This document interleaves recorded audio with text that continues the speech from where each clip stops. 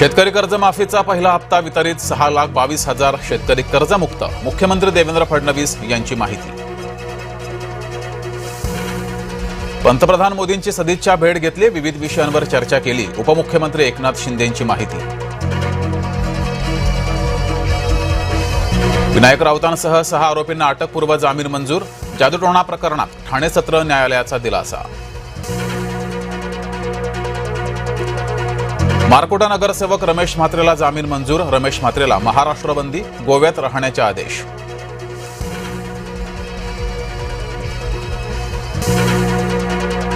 मुंबईच्या महापौरांना बॉम्बस्फोटानं उडवण्याची धमकी, अधिकृत आयडीवर मेल। शेअर बाजारासह मेट्रोही उडवण्याचा इशारा। अभिजित दिपके पीएसआयवर भडकले, भेटायला येणाऱ्या लोकांना अडवत असल्याचा आरोप। दिपकेंनी पीएसआयला घराबाहेर जायला सांगितलं।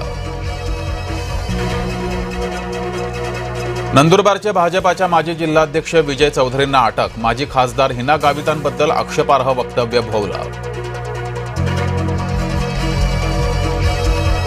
जरांगेंनी निवडणुकीत उभं राहावं, भाजपा आमदार प्रवीण दरेकरांचं आव्हान। आमदार पाडण्यासाठीही जरांगेंना शुभेच्छा। राष्ट्रीय ओबीसी महासंघाचे बंगळुरूमध्ये राष्ट्रीय महाअधिवेशन। मुख्यमंत्री देवेंद्र फडणवीस उपस्थित राहणार नाहीत, व्हिडिओ पोस्ट करत फडणवीसांकडून शुभेच्छा। मनोज जरांगे पश्चिम महाराष्ट्र दौऱ्यावर, सभा नाही थेट समाजाशी संवाद। अभियान राबवलं जाणार आहे। धाराशिव, सोलापूरसह सांगली, सातारा, कोल्हापूरचा दौरा। राज्यात 30,000 शिक्षकांची भरती, पसंतीक्रम देण्यास 11 ऑगस्टपर्यंत मुदतवाढ।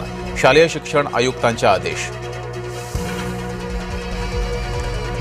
संभाजीनगरातील एमआयएम नगरसेवक मतीन पटेलला अटक। नाशिकमधील टीसीएस धर्मांतर प्रकरणातील आरोपी निदा खानला मदत केल्याचा आरोप। नागपुरातील अल्पवयीन मुलीच्या अपहरण आणि लैंगिक अत्याचारातल्या आरोपीला न्यायालयीन कोठडी। नराधम आकाश पाखरे ठाण्याचा रहिवासी। भंडाऱ्यात 4 वर्षीय मुलीवर अत्याचाराचा प्रयत्न, आरोपीनं स्वतःला जखमी केलं। भंडाऱ्यातील अत्याचार प्रकरणातील आरोपी सराईत गुन्हेगार, 2 वर्षापूर्वीही भोगली 14 महिन्यांची शिक्षा।